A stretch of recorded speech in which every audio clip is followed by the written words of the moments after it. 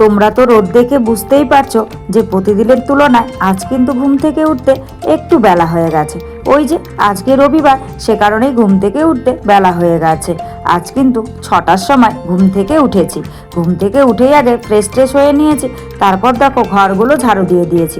তবে আমি তো 6টার সময় উঠে গেছি, কিন্তু বাপ বেটি এখন ওঠেনি। রবিবার, তাই ওরা এশ করে ঘুমোচ্ছে। আর মেয়েকে তো আজকে ডাকবো না, ও আগেই বলে দিয়েছে যে মা কাল কিন্তু আমাকে ডাকবে না, কারণ কাল সানডে ছুটির দিন, আমি যতক্ষণ খুশি ঘুমাবো আমার ইচ্ছা মতো, সেই কারণে আমাকে তুমি ডাকবে না। তাই কিন্তু মেয়েকে আর ঘুম থেকে আজকে ডাকবো না, ও যখন খুশি উঠে যাবে, আর ওকে ডাকাডাকি করবো না। তো দেখো ঘরগুলো সুন্দর করে ঝাড়ু দিয়ে নিয়েছি, আর এখন এই জায়গাটা ঝাড়ু দিচ্ছি। আর জায়গাটায় দেখতে পাচ্ছ রান্নাবাটি খেলে পিড়ি টিড়ি নিয়ে এসে টিন দিয়ে একদম কাগজপত্র বস্তা টস্তা সব কিছু দিয়ে দেখো কি হারে খেলে ওভাবেই রেখেছে, আর কিছু ফুল ছড়িয়ে ছিটিয়ে রেখেছিল।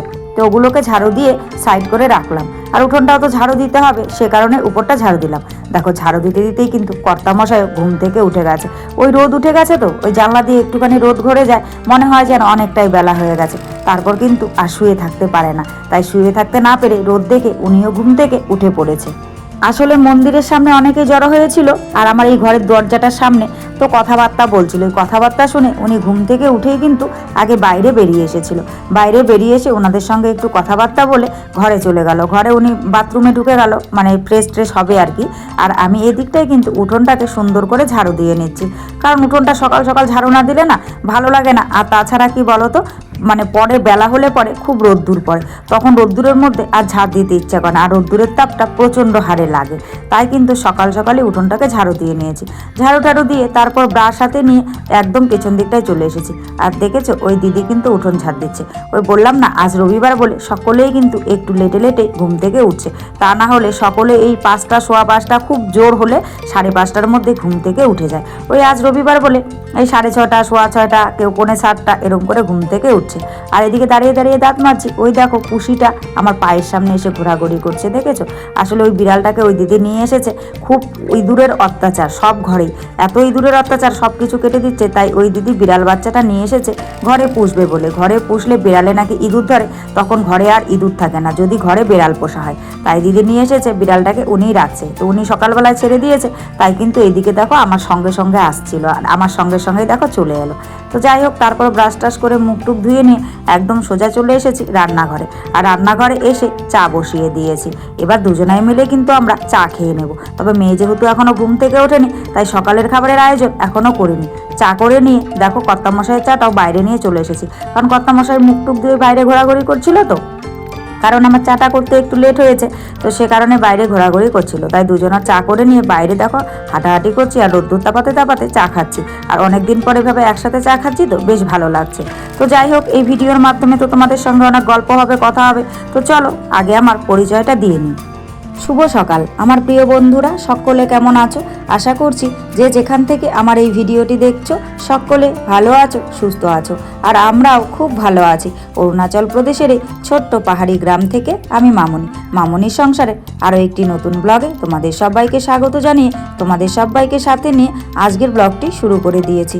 আমি আশা করছি আজকের ব্লগটিও তোমাদের খুব ভালো লাগবে, তাই সম্পূর্ণ ব্লগটি জুড়ে আমার সাথে থাকার অনুরোধ রইল। আজ হলো রবিবারের সকাল, আর ঘড়ির কাঁটায় বেলা বেজেছিল সকাল 6টা। আর সকাল 6টা থেকেই আমি তোমাদের সবাইকে সাথে নিয়ে তোমাদের সবাইকে স্বাগত জানিয়ে আজকের ব্লগটি শুরু করে দিয়েছি। যারা নতুন এসেছো, আমার ভিডিওটি যদি ভালো লাগে প্লিজ একটি লাইক করে চ্যানেলটি সাবস্ক্রাইব করে আমার পাশে থেকো।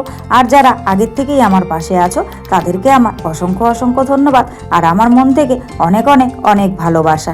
তো তোমরা তো দেখলেই চাটা খেয়ে আমি বিছানা তুলতে চলে এসেছি। আসলে এরই ফাঁকে মেয়ে ঘুম থেকে উঠে গেছে, আর মেয়েকে কিন্তু এরই মাঝখানে আমি মুখটুক ধুয়ে দিয়েছি। মুখটুক ধুয়ে ওকে জল বিস্কিট খাইয়ে দিয়েছি, কারণ ও আজকে সকালে কোনো কিছুই খেতে চাইছে না। তাই বললাম বাবা তাহলে জল বিস্কুট খাবে? বললো হ্যাঁ মা, একটুখানি জল বিস্কিটই খাই। তাই ওকে সকালবেলা একটুখানি জল বিস্কিট দিয়েছি। আসলে ঘরে তো দুধ নেই, প্রতিদিন দুধ আনা সম্ভব নয়, তাই জল বিস্কিটই দিয়েছি। তারপর এসে আমি বিছানা তুলছি, আর ও কিন্তু আমার সঙ্গে এ ঘরে মানে চলে এসেছে। আসলে ও বলছে ও বাইরে খেলতে যাবে, তো আমি বারণ করছিলাম, তবুও বললাম ঠিক আছে তাহলে খেলো। তারপর জানালাটা খুলে দিলাম। আর এ ঘরের বিছানাটা ওই যে প্রতিদিন সন্ধেবেলায় বাপ বেটিতে এখানে গড়াগড়ি করে, খেলাখেলি করে। আসলে কি বলতো, মেয়েরা তো সাধারণত বাবার ভক্ত হয়। সন্ধেবেলায় যখন ওর বাবা বাড়িতে আসে বা ও যখন স্কুল থেকে আসে তখন ওর বাবার সাথে অনেকক্ষণ খেলাধুলা করে। তাই দেখো বিছানাটা অগোছালো হয়ে থাকে, আর এই কম্বলটা নিয়ে খেলে তো, তাই প্রতিদিন সকালে কিন্তু এই কম্বলটা আমি রোদ্দুরে মেলে দিই, তাহলে ধুলোবালিগুলো ঝেড়ে পড়ে যায়। তো ভেবেছিলাম কাচবো, তবে দেখি আর মানে একদিন সময় করে কাচতে হবে। তারপর ওই যে পাপোশগুলো ছিল, ভাবছি পাপোশগুলোকে রোদ্দুরে মেলে দিই, তাহলে ধুলোবালিগুলো বেশ ঝেড়ে পড়ে যাবে। তারপর মেয়ের জন্য দেখো 1 বালতি জল রোদ্দুরে দিয়ে দিচ্ছি। আজকে রবিবার, শ্যাম্পু করিয়ে স্নান করাবো, তাই কিন্তু ভর্তি 1 বালতি জল আমি রোদ্দুরে মেলে দিলাম। তারপর জানো তো কিছু ধোয়া ছিল কৌটোবাটি। ওই মশলাগুলো যখন মাসিক বাজার এনেছিলাম তখন তোমাদের বলেছিলাম যে এগুলো ধুয়ে তারপর ভরবো, তাই ওই কয়েকটা কৌটোবাটি আজকে একদম সুন্দর করে ধুয়ে বারান্দাটায় মেলে দিলাম। মেলে টেলে দিয়ে এসে বেলা তো প্রায় অনেকটাই হয়ে গেছে। তারপর দেখো ভাত বসিয়ে দিয়েছিলাম, ভাত হয়ে গেছে। আর এরই মাঝখানে কর্তামশাই আজকে প্রথমে বাইরে যায়নি, ভাই গেছিলো, ভাইকে দিয়ে এই মাছটা আনিয়েছে, মানে ছোট 50 টাকার ওই কি মাছ বলে, যাই হোক। তো ওটাকে কিন্তু কাঁচা আমি বেগুন দিয়ে বসিয়ে দিয়েছি, সঙ্গে ছোট্ট একটা আলু দিয়ে দিয়েছি। তো এই মাছটা কাঁচা খেতে আমরা সকলেই ভালোবাসি, আর মাছটা না পরিমাণটা খুবই অল্প পরিমাণে, আসলে ওই 50 টাকার মাছ তো একটুখানি হয়েছে। এটা দিয়ে আজকে খাবো ভেবেছিলাম, কিন্তু মাছটা হতে হতে কর্তামশাইয়ের হঠাৎ করে ডিউটি পড়ে গেছে, বাইরে যেতে হবে, তাই কিন্তু উনি চলে গেছে বাইরে। আর এদিকে দেখো মাছটা কিন্তু ধনেপাতা দিয়ে বেশ সুন্দর করে আমি করে নিয়েছি। আর মাছটা আজকে না একটুখানি কালো জিরে ফোড়ন দিয়েছি, কর্তামশাই বলেছে কালো জিরে ফোড়ন দিয়ে করতে, সে কারণে একটুখানি কালো জিরে ফোড়ন দিয়ে মাছটা কিন্তু করলাম, আর বেশ ভালোই লেগেছিল যেন খেতে।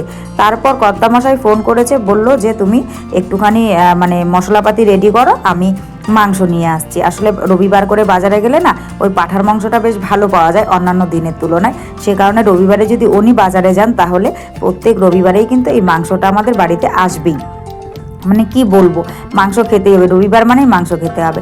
তো বাইরে যেহেতু গেছে তাই কিন্তু 250 গ্রামের মতো মাংস নিয়েছে, উনি বলেছে ওই হিসাবে আমাকে মশলা রেডি করতে বলেছে। তাই এদিকে দেখো আমি মশলা টশলা রেডি করে নিয়েছি, আমার মশলাও রেডি করা হয়ে গেছে, কর্তামশাইও চলে এসেছে। আর এদিকে জানো তো লাইনও চলে গেছে। তো মাংসটা ধুয়ে টুয়ে রেডি করে একদম রেখে দিই, কারণ হচ্ছে মেখে টেকে রেখে দিলে বেশ ভালো হবে, লাইন আসলে পরে রান্না করব। সে কারণে মাংসটা দেখো মেরিনেট করে সুন্দর করে কিন্তু ঢাকা দিয়ে রেখে দিলাম। ঢাকা দিয়ে রেখে দিয়ে ওই যে মানে কেটেছিলাম সবজি টবজিগুলো, কষা টষাগুলো জমেছিল, মাংস টাংস দিয়েছি, তাই ভাবছি ওগুলোকে বাইরে দিয়ে আসি। ফেলে দিতে যাচ্ছি তো ভাস্তাকে ভাই বকা দিয়েছে, ও দৌড়ে আমার কাছে আসছিল, তাই ওকে কোলে নিয়ে এখানে চলে এলাম। আর এতটাই মানে কি বলবো, আমাদের কপাল খারাপ, এতটাই বিপাকে পড়েছি, মানে ওই যে সকালবেলায় লাইন গেছে, সারা দিন আর লাইন আসার পাত্তা নেই। এখন বাজে রাত 8টা, এখন লাইন এলো। আর এখন দেখো আমি আগে একটুখানি চা করে নিজে খেয়ে নিলাম, আর ওই সকালের মাংস আমি এখন রাত 8টা বাজে এখন কিন্তু বসাচ্ছি।